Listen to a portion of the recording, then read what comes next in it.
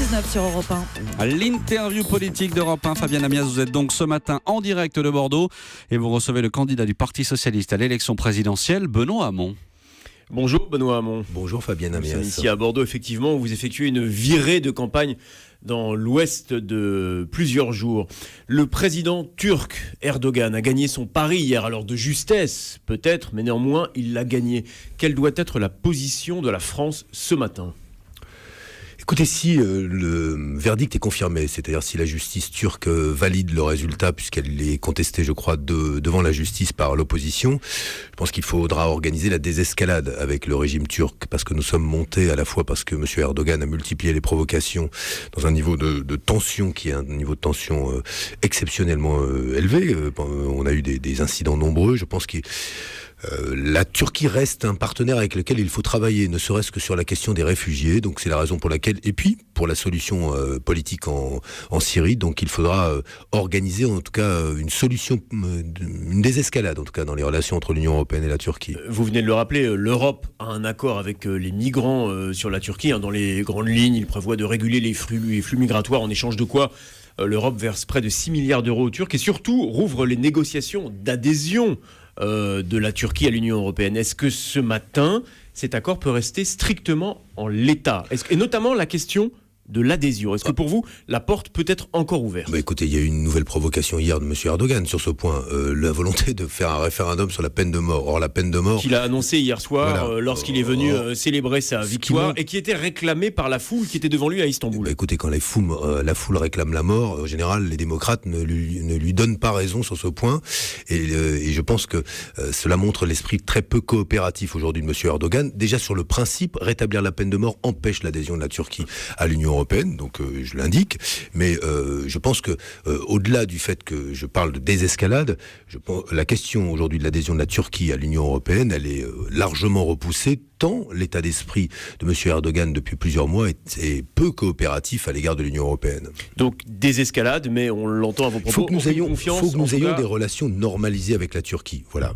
Et il faut qu'elles soient normalisées, pour autant que le scrutin soit validé, je le précise, pour autant qu'il soit validé. Vous avez des doutes sur la sincérité de ce scrutin ? Il y a une opposition nombreuse qui dit qu'il y a des irrégularités. Moi, je me remettrai à la justice turque, mais c'est quand même en tout cas les critiques ou les contestations sont nombreuses. Donc si ce scrutin est validé, moi je souhaite que nous retrouvions des relations normales. Quand je dis normales, c'est-à-dire qu'on cesse les provocations du côté turc, mais pour ce qui est de l'adhésion de la Turquie à l'Union européenne, je considère aujourd'hui que l'état d'esprit du côté turc est trop peu coopératif. Cette décision de vouloir soumettre à référendum le retour de la peine de mort l'empêcherait de toute façon d'adhérer à l'Union européenne. À l'Union. Dans ce contexte de tension, les sujets d'inquiétude, il ne manque pas. La démonstration de force en Corée du Nord ce week-end, le bombardement américain des positions de l'État islamique en Afghanistan il y a quelques jours, évidemment l'attaque chimique en Syrie.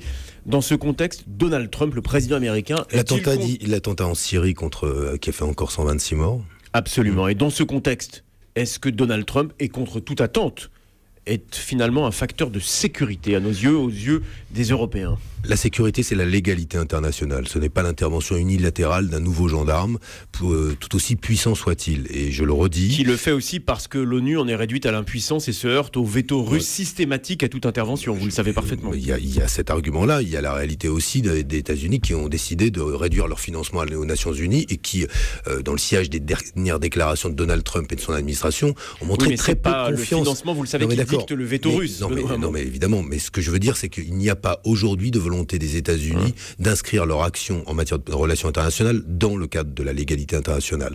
La responsabilité de la France, qui est membre permanent du Conseil de sécurité, est de rappeler qu'aujourd'hui, s'il doit y avoir intervention, régulation d'un conflit, ce doit être dans le cadre de la légalité internationale. C'est la ligne de conduite que nous avons toujours eue. Nous devons la poursuivre. Moi, je crains que, tôt ou tard, ce type d'initiative unilatérale ne provoque plus de dégâts qu'elle ne règle les problèmes. Donc la France, dans cette optique-là, ne doit pas se mettre dans le sillage des États-Unis. On n'est pas dans un climat qui n'est pas sans rappeler le climat de la guerre froide, où il y avait d'un côté les Russes, d'un côté les Américains, et où il fallait choisir son camp. On n'en est pas là aujourd'hui. Oui, il y a des candidats qui ont choisi leur camp. Il y a d'un côté l'amicale du Kremlin, dans laquelle vous trouvez M. Fillon, Mme Le Pen, M. Mélenchon, qui ont choisi d'aligner leur position sur la Russie régulièrement, notamment vis-à-vis de Bachar el-Assad, ce qui pose quand même un problème lourd. Avec quand même quelques distances ces derniers jours. Non, mais ils ont pas. Je dis pas qu'ils le soutiennent directement, mais soutenir celui qui protège Bachar el-Assad ne me paraît pas être d'une bonne politique aujourd'hui, car ça n'est pas l'intérêt de la France, ni de l'Union européenne, ni de l'intérêt des Syriens. Puis il y a évidemment une position qui pourrait être symétrique, qui consisterait à s'aligner sur les États-Unis. La tradition de la France, depuis le général de Gaulle, c'est l'indépendance en matière de politique étrangère. Et moi, je veux poursuivre ce choix-là, parce que nous sommes membres permanents du Conseil de sécurité et que nous sommes désormais le seul membre permanent du Conseil de sécurité dans l'Union européenne. Et cette responsabilité va au-delà, puisqu'aujourd'hui, il y a des prétentions nouvelles de la Russie, puisqu'il y a des Américains qui se désengagent, il faut renforcer l'outil de défense européen. C'est une des propositions que je mets sur la table. Benoît Hamon, il reste exactement 6 jours avant le premier tour de l'élection présidentielle. Question très simple qui appelle une réponse tout aussi simple. Croyez-vous à votre qualification pour le second tour ? Oui. Vous n'avez aucun doute. Non, mais tout me montre sur le terrain que les choses évoluent, bougent, et que dans ce climat d'incertitude, les Français veulent un président de la République qui soit fiable sur les questions internationales, fiable sur l'Europe, fiable et clair sur ce qu'il propose. Il y a le sentiment chez beaucoup de nos compatriotes qu'il peut y avoir de très bons candidats, mais que derrière il y a une feuille blanche. On ne sait pas très bien où on ira avec les uns et les autres. Et bien moi, les propositions que je mets sur la table, elles sont claires et cohérentes entre ce que je propose sur le travail, la transition écologique, la respiration démocratique qui redonnera du pouvoir aux citoyens français. Je leur dis d'ailleurs, sur ce point-là, regardez les programmes et regardez celui des programmes qui vous permet de reprendre la main en cours de mandat. Car donner quitus finalement à une personne pour qu'elle dirige le pays pendant 5 ans sans pouvoir reprendre la main, cela nous a montré dans le passé combien cela pouvait être frustrant sur le plan démocratique. Il faut qu'on trouve une forme de maturité à cette démocratie, c'est ce que je propose. Donc il n'y a rien dans cette campagne, si c'était à refaire tout simplement, que vous changeriez. Les sondages, ils sont ce qu'ils sont, et on verra bien ce qui sortira dimanche soir, donc prenons ça avec beaucoup de distance. Aujourd'hui, ils vous placent dans une situation de difficulté. Comment expliquez-vous que vous en soyez arrivé là ? Mais moi, je ne vais pas commenter ma campagne, ce serait bizarre quand même, non ? Vous trouvez pas ? Non, mais moi, je fais campagne. C'est vous qui la menez, c'est votre stratégie de campagne. C'est pour ça que je fais campagne et je ne la commente pas, et on commentera ensuite les stratégies des uns et des autres, ce sera le travail des commentateurs. Après, des journalistes, des experts, des politologues. Moi, je fais campagne et je continue à faire campagne sur un projet dont beaucoup disent qu'il est le plus cohérent, le plus sincère et le plus conforme à ce qui se passe. C'est-à-dire des grandes transformations. Mais certains disent aussi, Benoît Hamon, et notamment à gauche, et on l'a entendu, que c'était une campagne effectivement sincère, et personne n'en doute, mais qui pouvait pécher par une forme de naïveté. On vous a entendu régulièrement parler, et ce sont des sujets, des perturbateurs endocriniens, de la légalisation du cannabis, du futur désirable, à une heure où justement on parlait il y a quelques instants encore des tensions qu'il y a dans le monde aujourd'hui. Est-ce que vous n'avez pas un petit peu péché par naïveté ? Non mais pardon, à l'heure des tensions dans le monde, il y a ceux qui aujourd'hui proposent de s'aligner sur le Kremlin, ceux qui un jour, je vais prendre un autre candidat, Emmanuel Macron, sur une radio il nous dit qu'il est contre la reconnaissance de l'État palestinien, sur une autre radio il dit qu'il est favorable à la solution à 2 États. Quelle est la vérité de ces personnages qui changent d'avis sur des questions si importantes ? Moi je suis cohérent, où que je parle, je dis la même chose. Je dis la même chose et je m'inscris dans une tradition en matière de politique étrangère. Je m'inscris aussi dans une tradition en matière de politique européenne. Je ne propose pas aujourd'hui en Europe de mettre si haut la barre des menaces que cela nous condamne à sortir de l'Europe. Je le dis d'un mot parce que c'est important, surtout sur votre radio. C'est que je ne me résous pas à ce que, aux générations qui viennent, nous n'ayons d'autres perspectives à offrir que le retour à l'intérieur des frontières nationales, qui ne voient pas que c'est une défaite en race campagne, notamment pour la gauche. Ça, Benoît Hamon, c'est ce qui vous différencie fondamentalement, notamment de Jean-Luc Mélenchon, qui envisage, alors c'est un plan B pour lui, de sortir de l'Europe. Simplement une question, parce qu'elle a aussi nourri le doute. Qu'est-ce qui vous a pris de dire que vous étiez prêt à voter pour lui au second tour, le cas échéant ?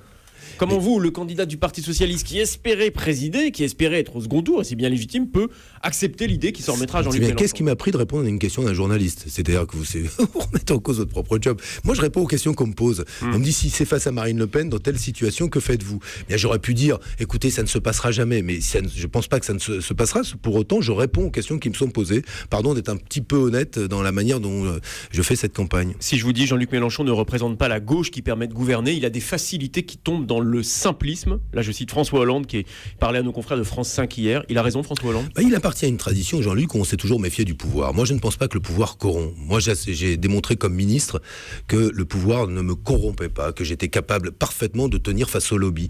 La réalité, c'est qu'effectivement, il y a une gauche qui, dès lors qu'elle gouverne, cesse d'être de gauche. Une autre gauche qui considère que gouverner, c'est trahir. Moi, et vous avez gouverné avec cette gauche, Benoît. Moi, je m'inscris dans la volonté de transformer. Donc pour transformer, il faut gouverner. Mais gouverner sans transformer, ça n'a aucun sens à gauche. Oui, nous pouvons parfaitement retrouver ce qu'était ce tempérament, ce caractère qui était celui de la gauche qui en 81 ou en 36 a gouverné et transformé. C'est cette gauche-là que moi j'incarne.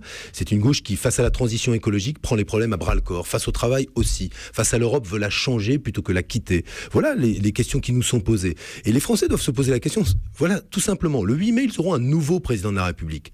Regardez les programmes. Et regardez les programmes pour les conséquences qu'ils auront sur vous. Il y en a un, évidemment, qui aspire à présider la République le 8 mai. Il s'agit de François Fillon. Il annonce clairement la couleur. Quand on lui demande, chez nos confrères de Radio J, s'il est prêt à accueillir des membres de Sens commun au sein de son gouvernement, il répond « Pourquoi pas ?»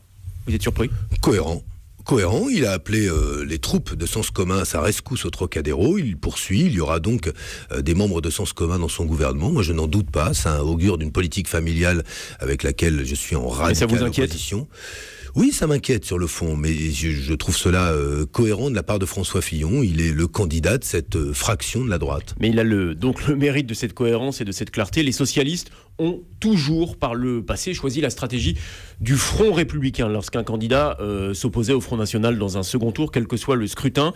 Est-ce que ce sera votre option, quel que soit le candidat, si ce n'est pas vous, et que Marine Le Pen est au second tour ? Je ne crois pas à un second tour droite-extrême droite. Donc, si néanmoins cette configuration devait arriver, parce qu'elle peut arriver, parce que c'est les urnes qui parlent, est-ce que vous avez une position de principe qui est celle du Front républicain ? Je n'y crois pas à cette configuration. Donc vous ne nous dites pas que vous voteriez François Fillon face à Marine Le Pen si le cas se présentait ? Je ne voterai pas Marine Le Pen. Merci Benoît Hamon.